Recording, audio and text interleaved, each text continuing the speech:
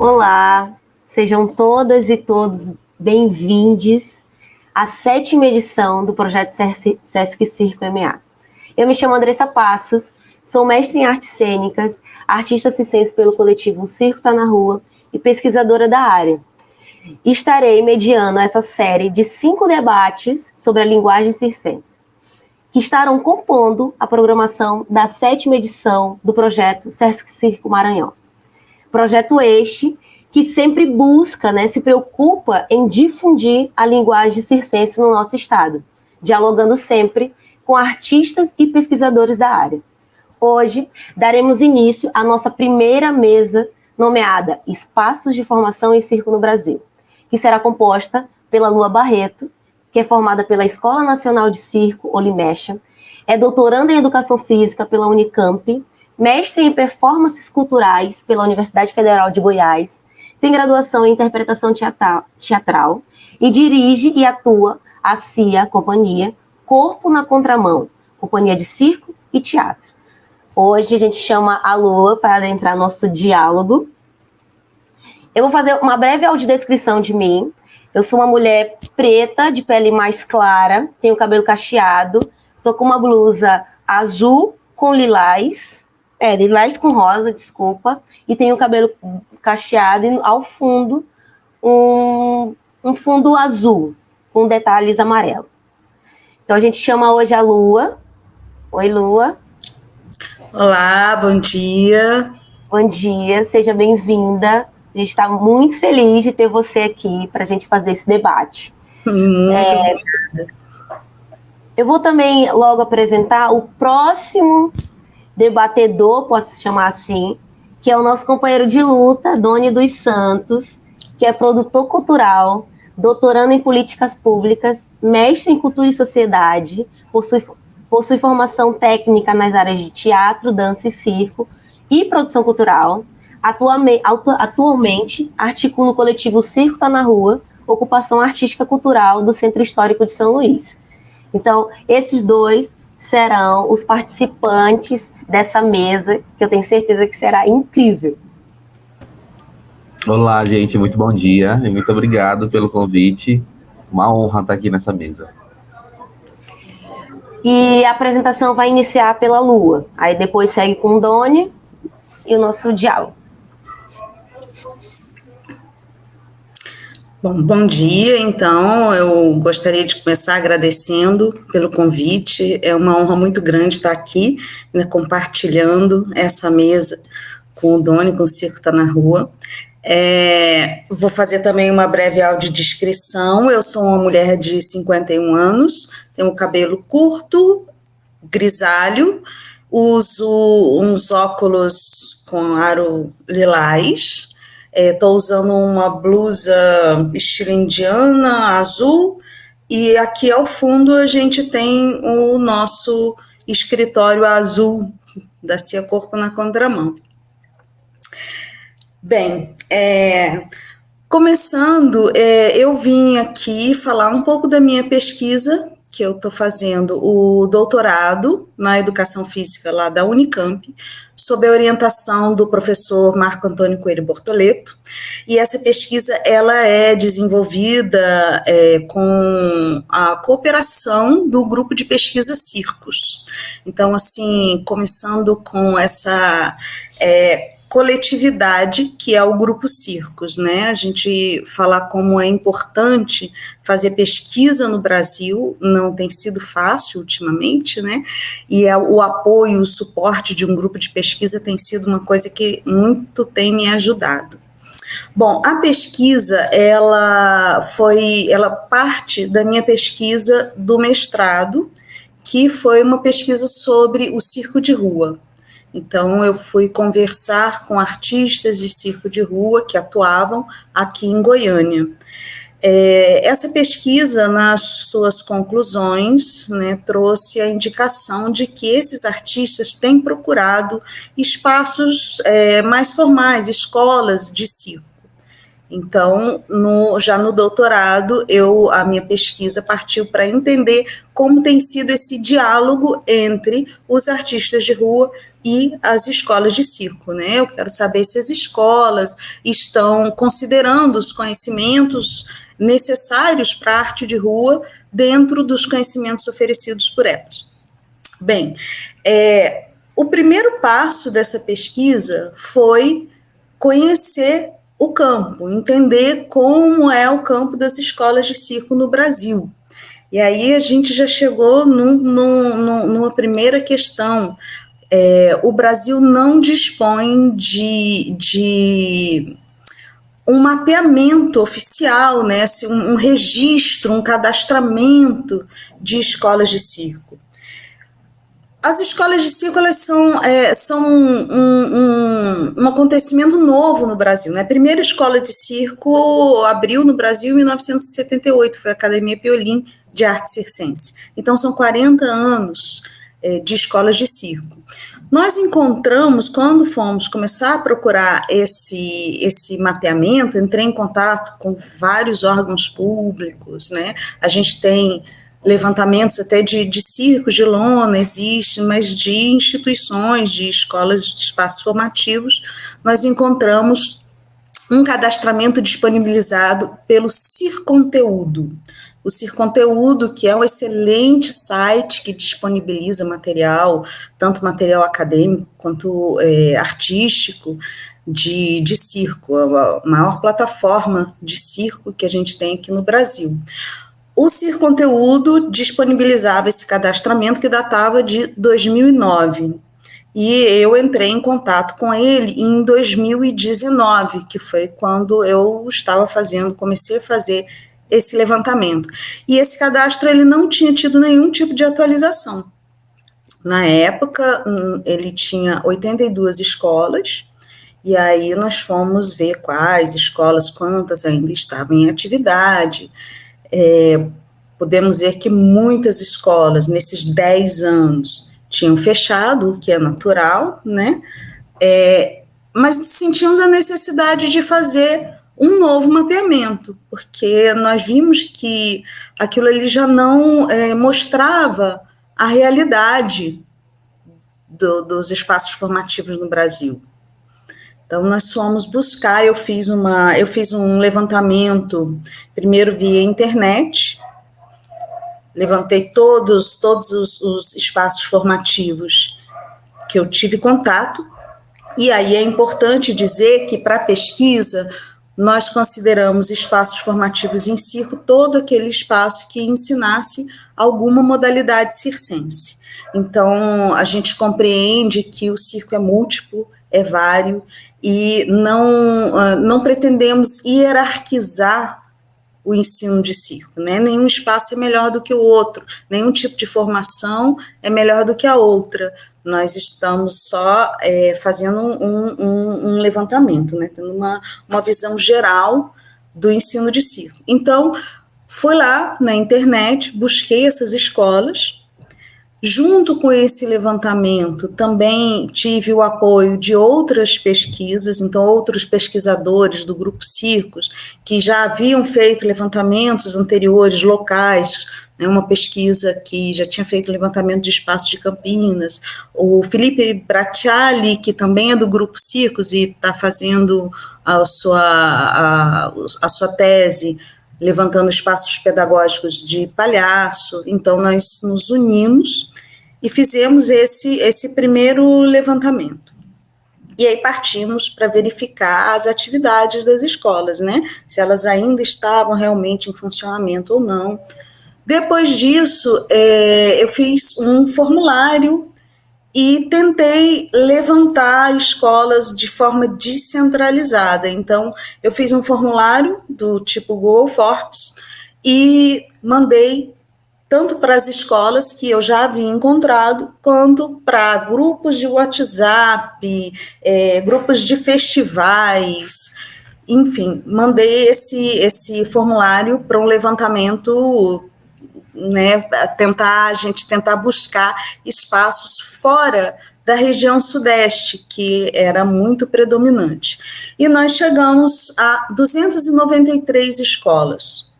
Bom, nós sabemos que isso é só a ponta do iceberg, nós sabemos que existem muitos espaços formativos para além desses espaços que nós encontramos. Eu gostaria de mostrar para vocês, vou compartilhar aqui a câmera rapidamente, como ficou o mapa depois que nós lançamos essas escolas.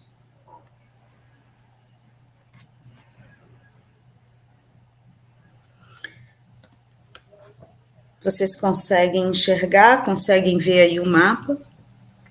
Nós podemos ver, olha, que foram encontradas 168 escolas aqui no Sudeste, 55 no Sul, 32 no Centro-Oeste, 24 no Nordeste e 14 no Norte. Então, a gente pode ver que existe um grande desequilíbrio na distribuição desses espaços formativos pelas regiões do Brasil. Existiu também, é óbvio, toda pesquisa tem suas limitações, existiu uma grande dificuldade de acessar outros espaços, por exemplo, na região norte, uma vez que a pesquisa estava sendo realizada na região sudeste, eu me situo aqui na região centro-oeste.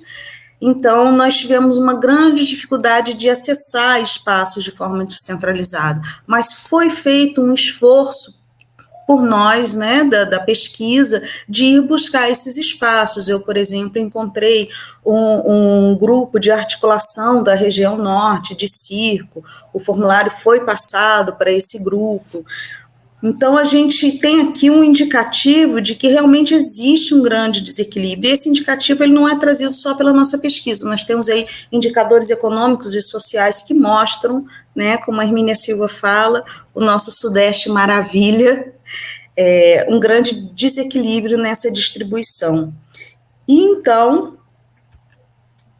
a pesquisa, ela mostra que existe uma necessidade de investimento, de políticas públicas, para que essas diferenças sejam dirimidas. Quanto mais a gente depende simplesmente do mercado, essas diferenças, elas tendem a aumentar. Então, para que isso mude, para que esse panorama que a gente viu aí se altere, é necessário a atenção das políticas públicas, para que a gente possa ter aí um ensino de circo melhor distribuído no território nacional.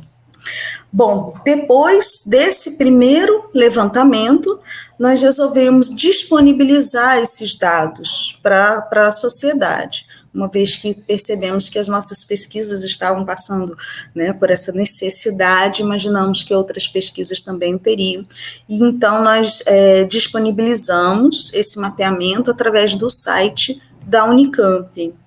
Fizemos a localização via Google Maps, e esse mapeamento ele está disponível lá no site da Unicamp, da FEF Unicamp.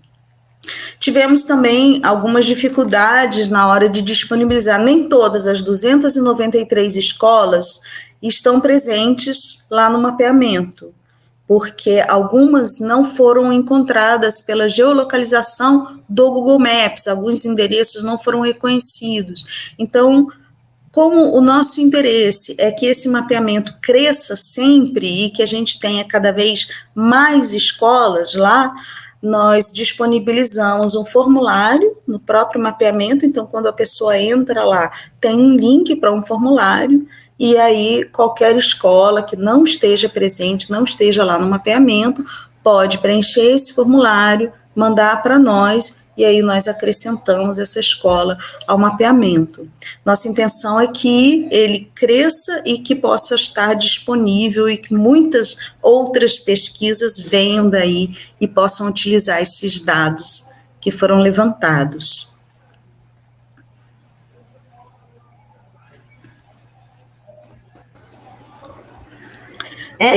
Eu acho que tu ainda tem um tempinho, se quiser terminar ou já conseguir terminar. Pois é, você colocou lá 5 minutos, eu achei que faltavam 5 minutos e aí eu dei uma corrida. Sim, eu também pensei isso quando a Larissa votou. Mas não tem problema. Então, a gente pode iniciar com o Doni e depois a gente conversa. Ou tu ainda tem alguma coisa para mostrar? Tá. Quanto tempo ainda tem? 5 minutos. Tá, Bem, eu vou rapidamente mostrar para vocês, então, como ficou esse mapeamento que está disponível lá no site da Unicamp. Nós temos aqui, olha, mapeamento de espaços formativos em atividades circenses. Esse mapeamento, ele foi feito de forma colaborativa, então ele uniu tanto os dados da minha pesquisa quanto de outras pesquisas que estavam sendo realizadas pelo Grupo Circos. Aqui nós temos o formulário, aquele formulário que qualquer escola que vem aqui, ela não se encontre no mapeamento, ela pode vir aqui preencher esse formulário. E aqui nós temos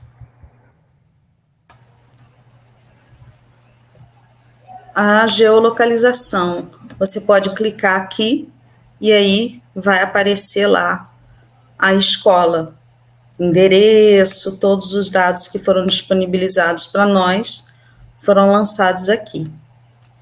Nós fizemos uma distribuição. Aqui você pode ver do lado, olha, o tipo de escola, né? Se é uma escola de educação básica que oferece circo, se são espaços culturais, se é uma escola profissionalizante, universidades, escolas de circo social, cursos livres. Então, tem a cor diferente para cada tipo de ensino, né? De espaço formativo.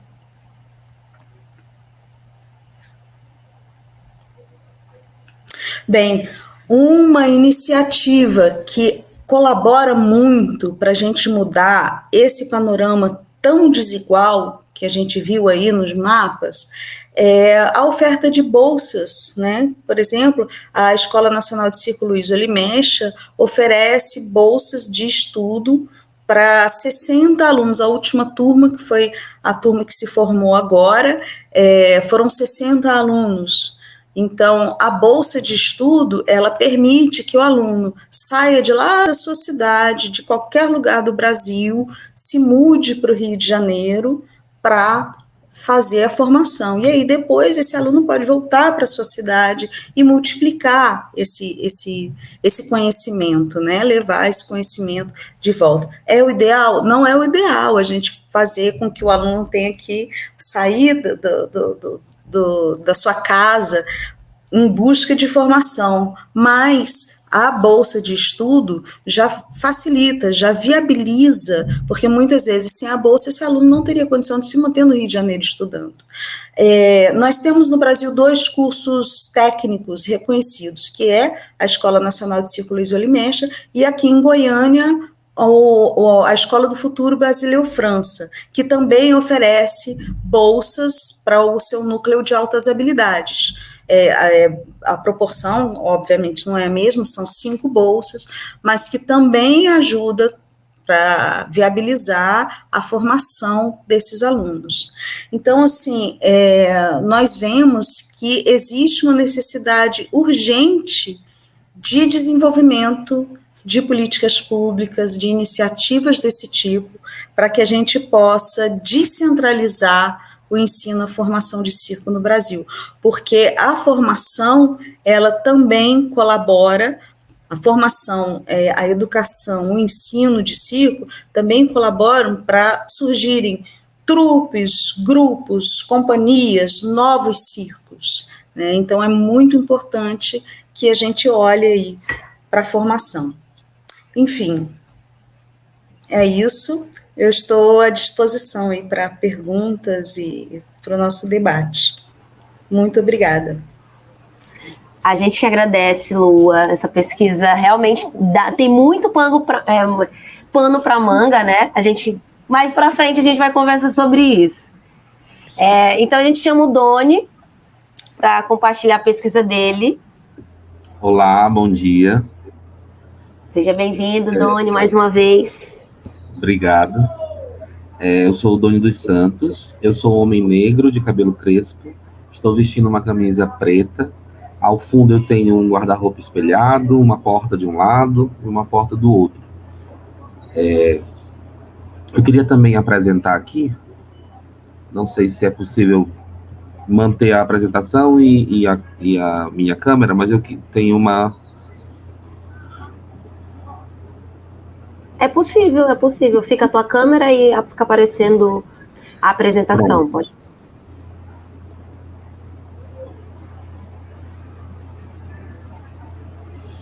Bom, a minha fala, ela é fruto de um resultado de projeto de pesquisa em parceria com a professora Fernanda Areias, onde a gente sentiu a necessidade de observar quais eram os rastros que estavam sendo construídos metodologicamente falando, né, pelo coletivo Circo Tá na Rua, na formação de artistas circenses em espaço público. Eu sou o articulador desse coletivo, nós funcionamos aqui, né, na cidade de São Luís, Maranhão. Nós estamos aí beirando 10 anos de ocupação desse espaço, e essa ocupação, ela se dá em caráter formativo. O nosso foco principal é estar no espaço público para formar novos artistas circenses. E esse movimento, quando a gente começou muito sem muita pretensão, né? Eu sempre falo isso. A gente começou sem muita pretensão, na ideia de um encontro mesmo, e eu nem sabia, né, que existiam outros movimentos no Brasil, espalhados pelo Brasil, no mesmo formato que o nosso, né, de formação em espaço público. Coisas que começam assim com um encontro de artistas e depois se torna já um espaço fixo de circulação, de troca, de intercâmbio. E aí, nós tivemos a oportunidade também de já publicar, né, os primeiros pontos que a gente conseguiu observar dessas metodologias e de como os artistas circenses estão se formando nesses espaços informais, né? A fala da professora foi muito direcionada para as escolas de circo, um mapeamento importantíssimo, e o que a gente tem, né, a pretensão aqui é iniciar talvez um mapeamento dos espaços informais, no sentido de quais são as estratégias que esses espaços têm para se manter ativos, quais são as estratégias pedagógicas que são utilizadas, né? Como é que se dá, de fato, a formação desse artista circense no espaço público, como é que é a relação que esse coletivo cria com a cidade, com as pessoas que ocupam aquele lugar. Isso tudo foi surgindo mesmo de maneira muito orgânica, esse interesse por essa pesquisa, justamente porque o circo Tá na Rua, no caso, ele foi se moldando muito pela necessidade das pessoas. Quando a gente começou, a gente não tinha muito material, por exemplo, não dominava muitas técnicas circenses, e as técnicas, elas foram sendo inseridas no circo também pelo interesse das pessoas. E aí eu quero pontuar, nessa minha primeira fala, alguns registros aqui, né? Quando a gente fala no coletivo Circo Tá na Rua, e eu acho que eu posso, em alguma medida, dar uma ampliada nisso para as outras experiências de formação espalhadas pelo Brasil, que tem um formato parecido com o nosso, de que há algumas características que são fundamentais. Geralmente, esses coletivos atuam de forma independente. O ato de ocupar um espaço público, geralmente, é considerado um ato, às vezes, subversivo, né? Por exemplo, nós atuamos na Praça Nauro Machado, que fica no centro histórico aqui de São Luís, é um espaço público, patrimonial, né? Então, iria requerer, por exemplo, toda a burocracia da autorização para utilizar aquele espaço. Nós teríamos que ter liberação de vários órgãos municipais, de órgãos estaduais e órgãos federais. E a gente chega e ocupa. É isso que a gente faz. A gente chega e ocupa. Já tivemos problemas? Já tivemos alguns problemas. Porém, nos mantemos lá fortes e independentes, né?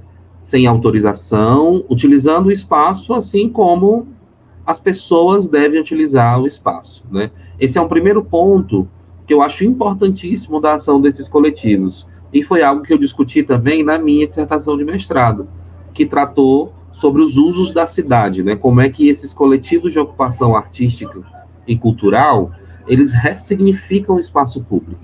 E na nossa experiência aqui em São Luís, é notório que a gente, de fato, conseguiu ressignificar um espaço. Aquela praça, na segunda-feira, era uma praça que não tinha nada, que nada acontecia, né? Era uma praça escura, vazia, não tinha vendedores ambulantes. Por quê? Porque nada acontecia naquele espaço. E esse foi também um motivo, né? Esses vazios urbanos, que a gente chama, que são espaços não utilizados ou subutilizados, eles são uma das primeiras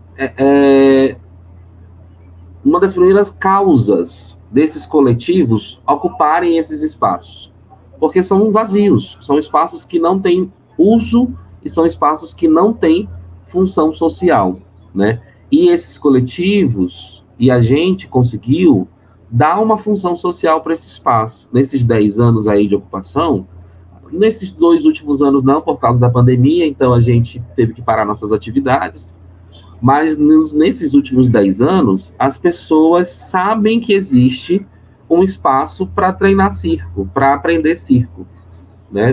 Quem frequenta o centro histórico sabe, não, segunda-feira, se eu quiser aprender claves, eu vou lá no Circo Tá na Rua, que tem o material lá gratuito e eu vou poder treinar à vontade, sem pagar nada, porque esse é um outro ponto, né? As ações, elas são públicas e são gratuitas. Além da independência, esses coletivos, eles são autossustentáveis, né? As estratégias de manutenção, elas partem muito dessa gestão colaborativa, em que vão se encontrando estratégias para manter o coletivo vivo. No nosso caso, especificamente do Circo Tá na Rua, foi muito de investimento, meu enquanto coordenador, mas também das pessoas, né, das pessoas que compõem o coletivo. Eu sempre falo que se não existissem as pessoas, esse coletivo ele teria, né, deixado de existir no primeiro ano, né? E a gente conseguiu se manter aí justamente porque pensamos em estratégias de, ao mesmo tempo que eu consigo manter o coletivo funcionando, eu também mantenho essas pessoas junto comigo. Eu sempre falo, quem faz parte do coletivo Circo Tá na Rua é parceiro do grupo, não é voluntário, né? É parceiro, porque nós temos uma troca. Você nos ajuda a manter o coletivo funcionando e a gente te dá em troca formação, te dá em troca a possibilidade de se tornar um artista, de fazer renda a partir disso, né? E um diferencial também é que esses coletivos atuam no espaço público não na perspectiva da apresentação de espetáculo, isso também ocorre, né, obviamente, em situações pontuais, a gente realiza eventos, a gente faz apresentações, mas a continuidade, né, a ação contínua desses coletivos está muito focada na ação formativa, no treino e no aprendizado da técnica. E aí, nós aqui, no Circo Tá na Rua, observamos que a gente, com o passar do tempo, se tornou uma escola a céu aberto, né? Somos um circo sem lona, a nossa lona é o céu. E na perspectiva da educação não formal mesmo, a gente percebeu e conseguiu registrar que há, nessa perspectiva da educação não formal, uma autonomia técnica e uma autonomia estética. Em que sentido? No sentido de que há a liberdade de escolha do aluno sobre a técnica que ele quer manipular, sobre a técnica que ele quer desenvolver, e também há uma autonomia, né, desse futuro artista na produção dos seus próprios trabalhos, na produção dos seus espetáculos. Eu vou apresentar daqui a pouco alguns projetos e algumas intervenções que a gente produziu, e isso partiu muito dessa autonomia, do que a pessoa se identifica. Eu chamo a atenção para isso porque, se a gente está falando de um coletivo, de uma gestão colaborativa, né, e de um processo de ocupação, essa autonomia é muito importante para que haja uma empatia e para que haja uma identificação, né? Para que a pessoa queira estar ali, para que ela se reconheça, né, naquele universo. E no caso do circo, especificamente, a gente tem essa vantagem porque as técnicas de circo são variadas, né? Nós temos inúmeras possibilidades de técnicas a serem desenvolvidas no equilibrismo, no malabarismo, e por aí vai. São muitas possibilidades. Então, a pessoa ela tem uma gama de oferta, digamos assim. Falando especificamente agora de metodologia, né, alguns pontos importantes que eu gostaria de trazer aqui. A ação desses coletivos no espaço público, geralmente, ela acontece com a ausência de professor. E aí, né, fica a pergunta, como é que não tem professor e ainda assim tem formação, né? A gente trabalha na perspectiva em que, ao mesmo tempo que você aprende, ao mesmo tempo você ensina, né? Isso é muito freiriano, né, em alguma medida, de que você está ali num processo imbricado de ensino-aprendizagem.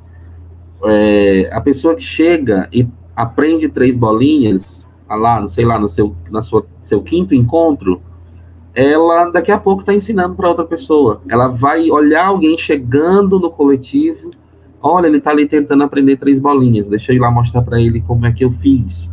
E eu vou passar o meu rastro, olha, eu tentei dessa forma, dessa maneira eu consegui aprender, tenta assim que é mais fácil, ou tenta assado que é mais fácil, né? Então, essa ausência de professor, na verdade, ela se dá pela presença de alunos e professores. Todos são alunos e todos são professores em alguma medida. E, nesse sentido, a gente tem uma liberdade metodológica. Nós conseguimos perceber, por exemplo, voltando ao exemplo das bolinhas, né? Que cada pessoa do coletivo ensinava a técnica de 3 bolinhas de uma forma diferente. Cada um tinha ali um caminho, né, um percurso de como jogar essas 3 bolinhas. Cada um explicava de um jeito, começava com uma mecânica, ia para outra mecânica, e a gente começou a achar isso muito interessante e fazer um registro disso, né? De como é que você ensina. Tu começa por onde? Isso para todas as técnicas que a gente trabalha. Lá no coletivo, a gente só não trabalha com as técnicas de aéreo, porque, infelizmente, né, as praças de São Luís não têm árvores, e aí a gente não consegue ter minimamente ali uma estrutura de aéreo, e não conseguimos também, né, colocar ainda, mas breve teremos. Mas as técnicas de malabares diversos e algumas técnicas de equilibrismo também nós desenvolvemos lá. E aí a gente começou a perceber que há, né, estratégias diferentes metodológicas para ensino. 2 outros pontos importantes que eu acredito que é fundamental apontar aqui é sobre a valorização profissional e o reconhecimento social do circo, tá? Do circo enquanto arte circense, do circo enquanto atividade lúdica, do circo enquanto atividade profissional, né? De que o artista que se prepara para aquilo, ele é um profissional e precisa ser reconhecido enquanto profissional. É muito comum colocar o circo, né, e o aprendizado da arte circense somente no lugar do entretenimento, no lugar do lúdico, do lazer, né? E tudo bem, tranquilo, nós temos várias pessoas que frequentam o espaço nesse sentido. Não quero me tornar um artista profissional, eu quero somente vir aqui e brincar um pouquinho, sem problema nenhum, né? Mas as pessoas e aí a gente chama de colaboradores diretos, né? Nós temos os colaboradores indiretos, que são todas as pessoas que frequentam a praça, que estão lá conosco, e temos os colaboradores diretos, né? Que são as pessoas que estão no grupo do WhatsApp, que acompanham as ações, que fazem parte de outros projetos junto com a gente, né? E aí, para essas pessoas, a gente tem sempre um discurso e uma produção muito voltada para a valorização profissional, para que a pessoa receba o seu valor digno, para que ela trabalhe de forma correta, para que as pessoas entendam, quem nos contrata, por exemplo, entenda que o circo é, de fato, uma profissão, tá? Para que a gente consiga, de fato, ter reconhecimento social enquanto artista. Aí, como eu estou chegando no finalzinho da minha fala, Só que só para ilustrar, né, alguns trabalhos que a gente já realizou, aqui no canto superior esquerdo é uma performance que surgiu a partir também da necessidade das pessoas que compõem o coletivo. Aqui no meio, em cima, nós temos nosso primeiro projeto de circulação, que a gente atua no centro histórico, mas também sempre sentimos a necessidade de sair do centro, porque várias pessoas não têm acesso ao centro. Não tem sequer, por exemplo, o dinheiro da passagem para frequentar o centro histórico de São Luís.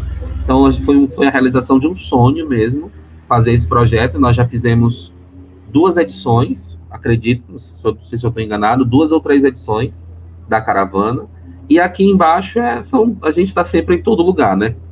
Aqui é uma ação, uma empresa privada, aqui é uma programação natalina da cidade, aqui é uma aula na Universidade Federal do Maranhão, e aqui embaixo no Circo Escola, que é um projeto, né, que não é um projeto da Secretaria de Cultura, ele é um projeto da assistência social, né, e aí é um espaço de convivência da assistência social.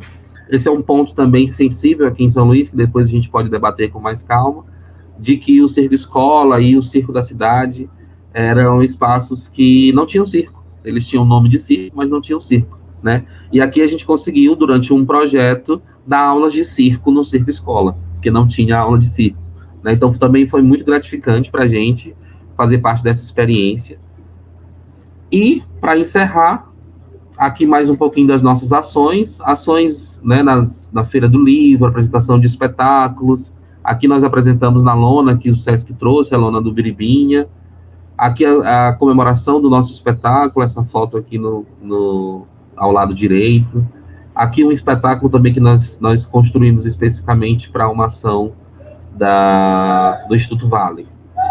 Bom, cheguei ao fim da minha fala, né, agradeço imensamente e estou aberto aqui para a gente debater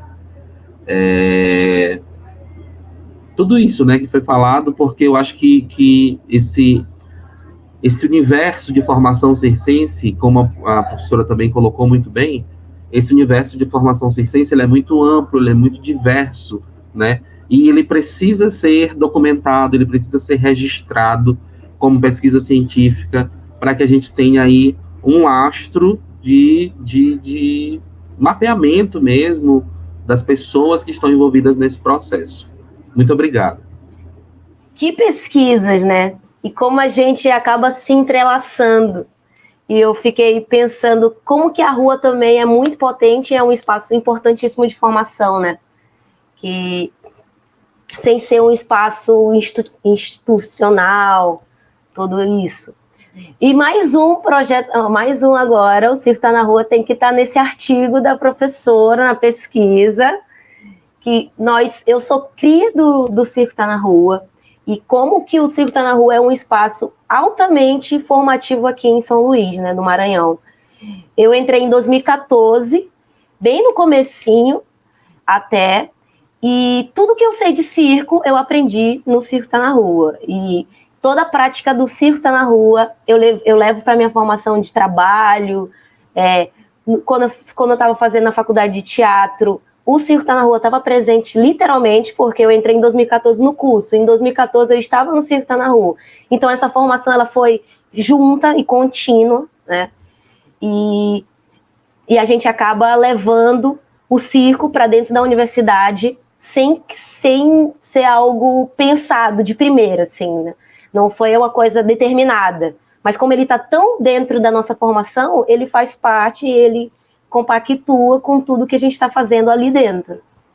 E eu fiquei pensando como que realmente é difícil, porque quando a gente fala de Norte e Nordeste, realmente a gente tem um déficit de dados, né? A gente não tem dados suficientes, e tem muitos espaços como o circo por aqui, mas que eu li o artigo da professora Lua, de norte a sul, mapeando a formação dos grupos de teatro, de circo no Brasil, né? Que está publicado e disponível aí, quem quiser assistir, quem quiser ler. E muitos que eu vi, algumas pessoas não entregaram os formulários, né? Como que foi para vocês esse processo de pegar os dados e de contato com esses grupos? Sim, fiquei me perguntando, porque eu vi, lá tem um dadozinho, um mapazinho, que mostra que no Sudeste tem, sei lá, 55, e aí 10 entregaram o formulário, responderam o formulário. É complicado. Primeiro, antes de responder a sua pergunta, eu queria fazer uma observação. Eu fiquei maravilhada com os slides, né? O trabalho é muito bonito, fiquei morrendo de vontade de ir para aí agora, conhecer. Eu ainda vou fazer isso, ainda vou sair pela estrada aí no Brasil conhecendo todos esses projetos. E no meu trabalho de mestrado, que eu chamo de Saltimbancos Contemporâneos, a gente fala um pouco sobre essas formações da rua, né? Que o artista de rua, ele se forma na rua, tem inúmeras convenções, oficinas, workshops, e mesmo na sua ação no Sinal, né, que é um espaço também de treinamento, eu achei interessante ele falar sobre a questão dos aéreos, né, não dá para ter aéreo, foi também uma das coisas que a gente viu, que era vários artistas nas entrevistas falavam sobre isso. Eles não procuram a escola porque não tem uma formação, né, eles se formam, sim, nesses outros espaços. A escola é só um outro ambiente em que talvez eles possam ter acesso a aparelhos, a coisas que na rua é um pouco mais difícil, não é nem que não tenha, mas que é um pouco mais difícil. Então, assim, é importante a gente frisar isso, né? A formação acontece, sim, na rua, em todos esses outros espaços. Bom, falando sobre né, as dificuldades do levantamento de dados na pesquisa, a gente tem uma dificuldade até da valorização da pesquisa aqui no Brasil, né, Andressa? Então, a pessoa recebe lá o formuláriozinho para responder e não dá muita importância. A gente precisa, na verdade, construir essa cultura, né, de que é importante registrar, é importante que o circo esteja presente também na academia, que a gente registre, porque, por exemplo, todos esses processos que o professor Doni falou, que a gente fazendo as bolinhas, viu que cada um ensinava de um jeito, se a gente não registra, só aquela pessoa vai saber que ela encontrou aquela forma maravilhosa de ensinar a jogar bolinha, né? E se a gente registra, a gente pode compartilhar o nosso conhecimento, aquilo que a gente está construindo, que a gente está descobrindo novas formas, né? Se você sistematiza, registra e passa para frente, por isso que a gente achou importante disponibilizar o mapeamento, né? Porque, no meu caso, por exemplo, eu tive bolsa CAPES para fazer a minha tese, é dinheiro público, então a gente tem que devolver isso para a sociedade. Eu acho que quando a gente conseguir construir essa cultura, né, construir essa imagem da importância da pesquisa científica, a gente vai ter mais facilidade de conseguir levantar os dados. Agora, para além do formulário que não é respondido, a gente também teve a dificuldade de chegar até alguns espaços, né? O Brasil é um país continental, é um país muito grande, e às vezes da mesma forma que a gente teve dificuldade de colocar no mapa alguns espaços que a gente encontrou, tinha site na internet, mas o endereço não era reconhecido pelo Google Maps. Olha que loucura. Então, assim, tem um caminho, a gente tem muito a fazer. É muito chão. Eu pensando que talvez esses espaços de formação seriam um lugar de dar consciência também da importância da pesquisa para esses artistas de rua. Porque às vezes a gente está ali atuando na rua e não tem esse conhecimento de é importante pesquisar, é importante dar os dados para as pessoas que estão querendo pesquisar, né? E se a gente tivesse esses espaços de formação mais abertos para receber esses artistas, talvez a gente conseguiria construir melhor uma consciência. Não é consciência a palavra exata, mas vocês conseguem entender. Tem uma outra coisa, Andressa, que também acho importante registrar, que é a falta de um retorno. Quando eu fui procurar os artistas, fui aos encontros, né, lá atrás, na época do mestrado, eu escutei muito, quando eu ia entrevistar um artista, assim, para quê? Toda hora vem alguém aqui fazendo entrevista, a gente nunca sabe no que isso dá. Então, é necessário também a gente voltar para eles, né? Na época, a gente tem aqui o Encontro Goiano de Malabares e Circo, que era Facebook na época, né? Tinha uma página, e aí eu fiz questão, quando saiu a dissertação, de postar lá, olha, aqui está o link para o resultado da pesquisa, né? Para que esses artistas soubessem, olha, aquela entrevista que eu dei gerou isso, sabe? O esforço que a gente faz de divulgação desse mapeamento, para que as pessoas saibam, olha, tá lá, entra lá, não se achou, manda um formulário para a gente. É muito importante esse diálogo, porque é muito ruim quando você chega, né, junto aos artistas para conversar e você já é recebido assim, sabe, eu vou dar entrevista, nunca sei no que isso resulta. Então é importante a gente dar o retorno para eles, né? Sim. Não, isso é realmente um ponto importantíssimo. Eu também fiz uma pesquisa com mulheres palhaças e isso era uma demanda, né? Elas não respondiam, e porque elas vivem fazendo isso. Toda hora alguém está buscando elas para responder esses formulários. Mas eu queria que Doni falasse mais do Circo Tá na Rua, desse projeto, para a Lua entender melhor, porque eu sei que na apresentação é 15 minutos, e o Circo Tá na Rua rende tanto, né? Hoje é o principal em São Luís, um espaço de formação, né, Doni? Sim, a gente pode dizer isso. Até parece um pouco soberba, mas não é isso, né? Porque a gente realmente é um espaço que promove a arte circense, assim, de maneira que as pessoas podem chegar, elas não precisam saber nada, elas não precisam ter um conhecimento prévio para estar ali. Elas precisam só estar abertas a aprender. A gente fica muito feliz e fica muito triste com essa alcunha, né, que a gente tem de ser o único espaço de formação, né? Porque nossa, é muito ruim quando a gente está limitado a uma única possibilidade, né? A ideia seria muito mais interessante se a gente tivesse a oportunidade de escolher lugar para se formar, de ter a opção da rua, de ter a opção da escola, de ter várias opções, o centro de cultura, né? E a gente não tem, infelizmente, aqui em São Luís, né? Como eu falei na apresentação, os 2 equipamentos públicos que a gente tinha, né? O Circo Escola, que ainda está ativo, mas sem aulas de circo, e volto a enfatizar que não é um equipamento da cultura, é um equipamento da assistência social.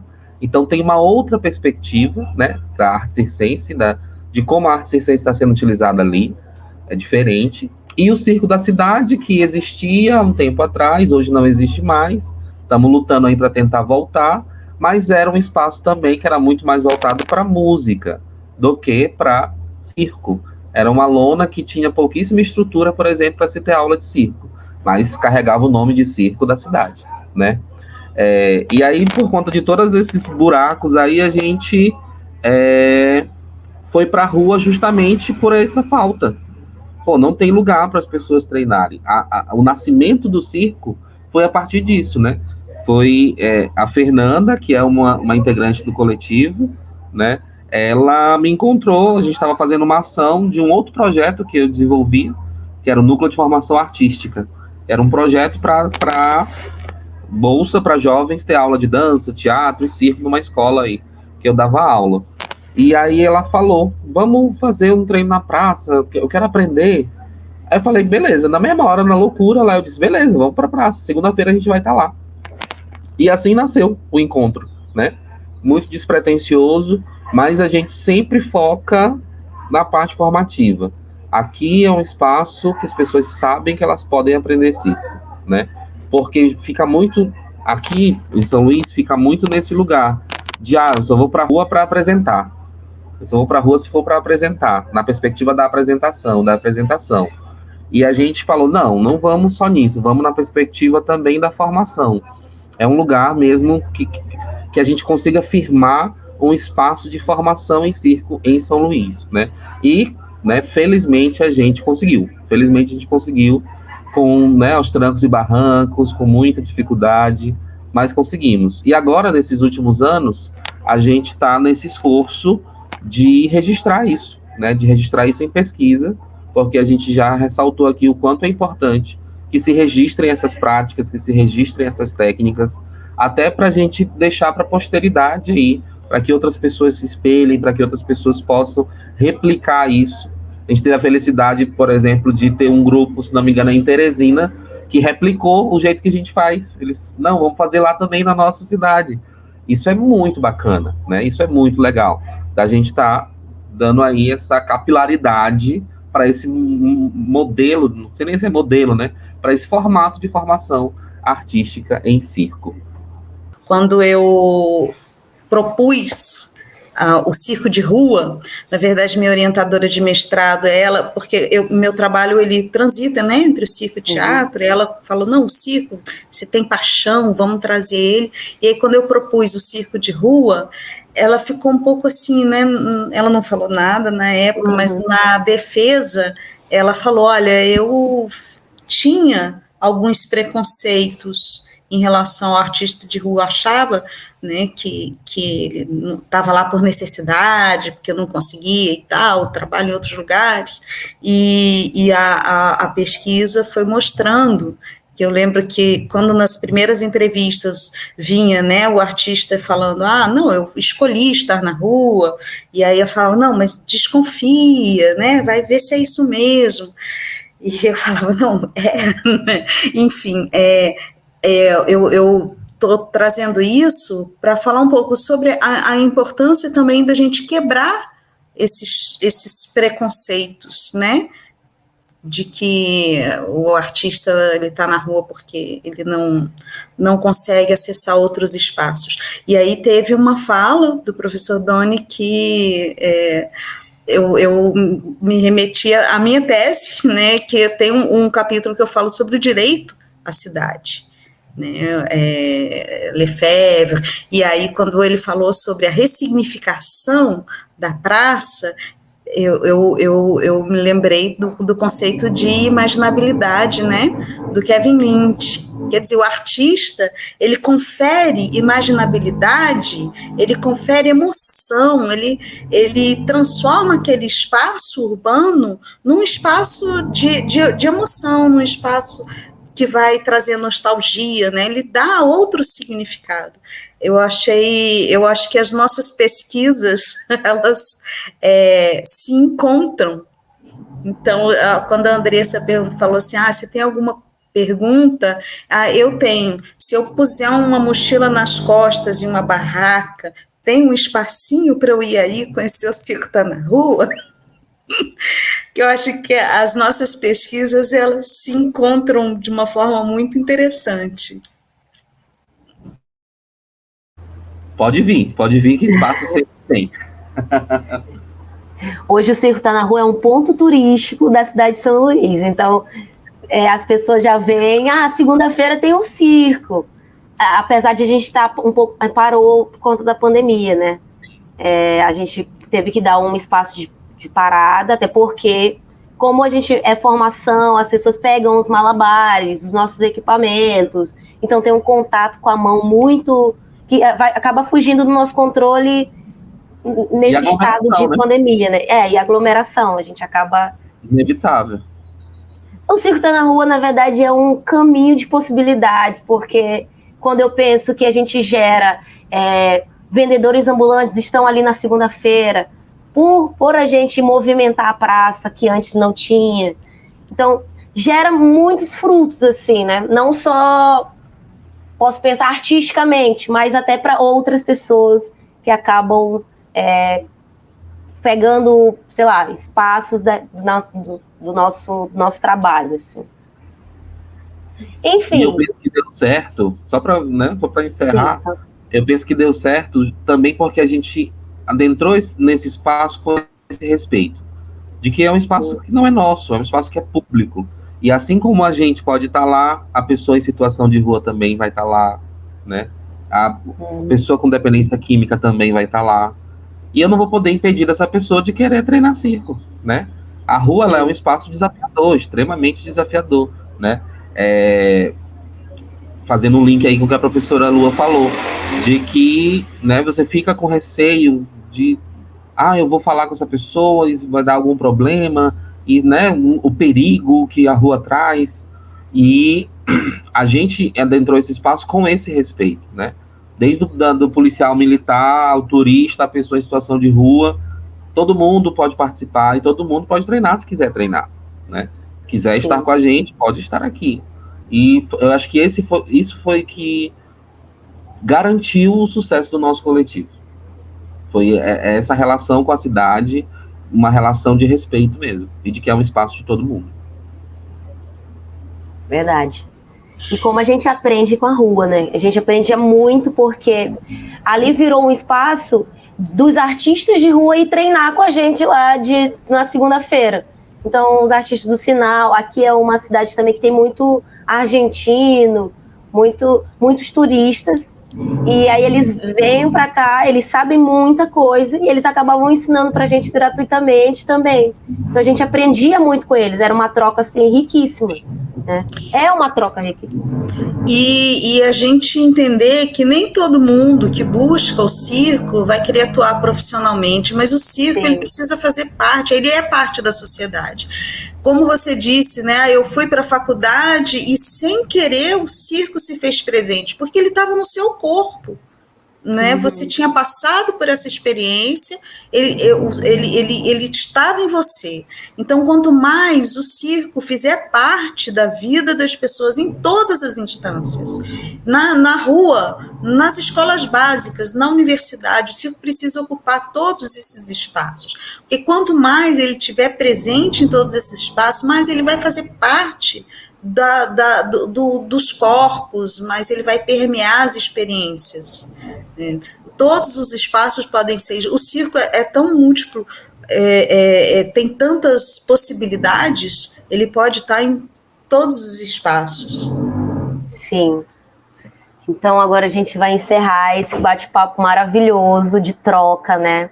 Eu queria agradecer ao SESC por fomentar esse diálogo aqui, esse debate, né? Porque o projeto SESC Circo é um grande aliado, tanto do Circo Tá na Rua, como nessa difusão, de difundir esse conhecimento da linguagem circense no nosso estado, né? A gente tem poucos eventos de circo, e o SESC Circo sempre está presente, fomentando de diversas formas, né? Tanto em debates, como em apresentações.